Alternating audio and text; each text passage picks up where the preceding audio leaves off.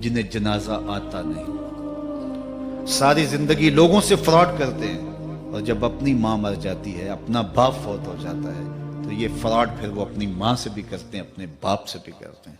मुझे बताओ कितना बदनसीब है वो बेटा कि जो अपनी माँ से और वो भी मरने के बाद फ्रॉड कर रहा है, और अपने बाप से और वो भी मरने के बाद फ्रॉड कर रहा है। और कितना खुश नसीब बेटा है कि जो रोजाना अपनी माँ के लिए दुआ करता है। और मैं कहता हूँ अगर बेटा नमाजी होगा, बेटी नमाजी होगी, एहतमाम से दुआ ना भी करे, दिन में कितनी मर्तबा कहेंगे रब्बना ग़फ़िरली वाले वालिदैया, ऐ अल्लाह मुझे भी बख्श दे, मेरी माँ को भी बख्श दे, मेरे बाप को भी बख्श दे। और जब बंदे हाथ उठा के दुआ मांगते हैं अल्लाह खाली इन्ना रब्बकुम हय्युन करीमुन यस्तही मिन अब्दिही इज़ा रफ़ा यदैहि अन यरुद्दहुमा सिफ़रा, तुम्हारा रब हया करने वाला सखी है, करीम है। बंदे जब उसके सामने हाथ उठा के दुआ मांगते हैं अल्लाह फरमाता है मुझे शर्म आती है उनके उठे हुए हाथ खाली कैसे मोड़ दूं। इन्होंने मेरे से मांगा है, मैं भी नहीं दूंगा तो किस दर पे जाएंगे। मैं एक देहाती बात करना चाहता हूं, इतने लोग जितने आप यहां बैठे हैं, इतने लोग उठ के किसी दुनियादार के डेरे पे चले जाएं और उससे कुछ मांगे और वो दे सकता भी हो, तो क्या वो आपको खाली लुटा देगा? वो कहेगा डेरादारी की शान के खिलाफ है कि इतने लोग दरवाजे पे आ गए और उनको खाली मोड़ दूं। तो जब तुम इतने बड़े डेरादार हो और तुम्हें इतनी गैरत है कि इतने लोगों को खाली नहीं मोड़ते, तो करीम खाली मोड़ते। आओ तो सही उसकी चौखट पे झोली फैलाओ तो सही।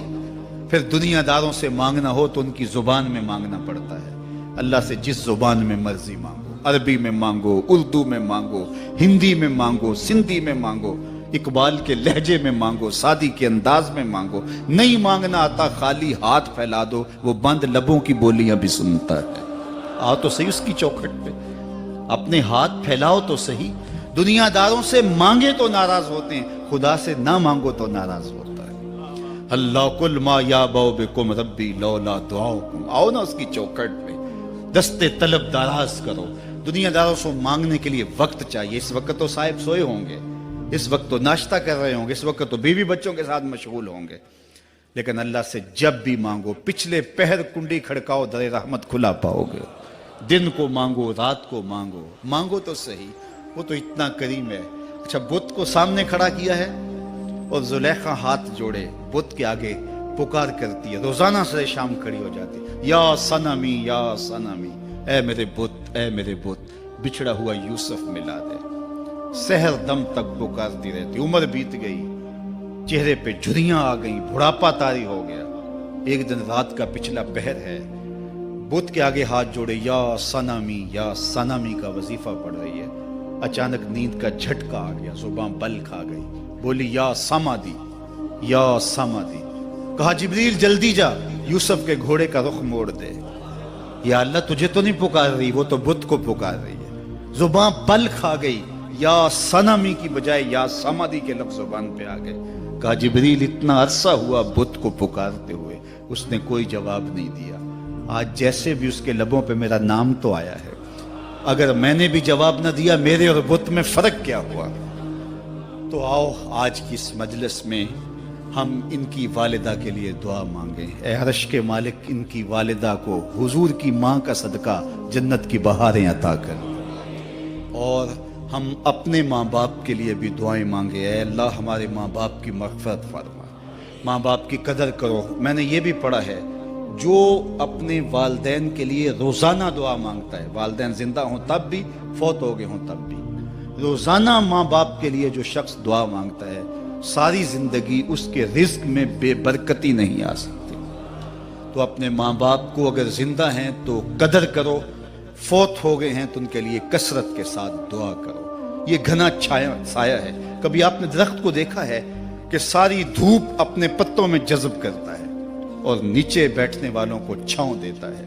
माँ बाप सारे दुख अपने ऊपर लेते हैं, अपनी औलाद को आसाइश और राहत पहुंचाते हैं। कदर नेमत ज़वाले नेमत के बाद होती है। जब नेमत पास हो तो कदर नहीं होती, जब छिनती है तो पता चलता है कि कितनी बड़ी दौलत थी जो छिन गई।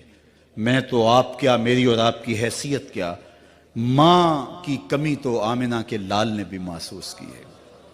ایک دن حضور مسجد نبوی میں تشریف لائے، تا حد نظر صحابہ تھے۔ الحاوی للفتاوی میں امام سیوطی نے لکھا ہے، حضور کو دیکھا تو ادب سے کھڑے ہو گئے، بس یہ منظر دیکھنا تھا کہ چشمان اقدس سے آنسو چم چم جاری ہو گئے، اور حضور نے ایک ٹھنڈی آہ بھری اور روتے ہوئے کہا، لو ادرکت والدی او احدہما، کاش آج میرے ماں باپ زندہ ہوتے۔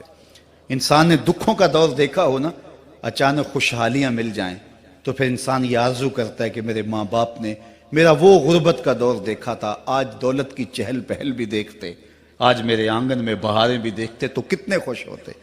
اب حضور جب پیدا ہوئے تھے تو باپ کا سایہ سر پہ نہیں تھا، 6 سال کی عمر تھی، اپنی ماں کے ساتھ حضور مدینہ المنورہ گئے، واپسی ابوا کے مقام پہ حضرت آمنہ کی طبیعت خراب ہو گئی، اور انہیں لگا کہ یہ میری بیماری جان لیوا ہے۔